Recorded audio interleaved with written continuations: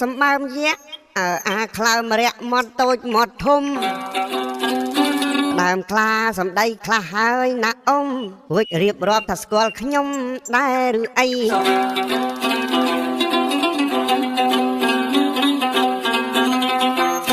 ទី3អរៈធំចំខ្លាំងអីដែលខ្លាចអាណាអញនេះវៃបើខ្លាំងហក់មកតឲ្យ3ខ្លាក្រាបទ្វា8គុណលបុកកតោ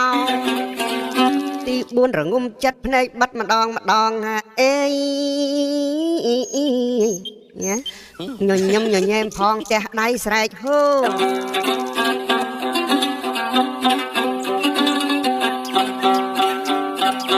ឡើងរំចាក់ក្បាច់មិនបាច់បញ្ជោចរិតផ្លាស់ប្ដូរអស់អៀនខ្មាស់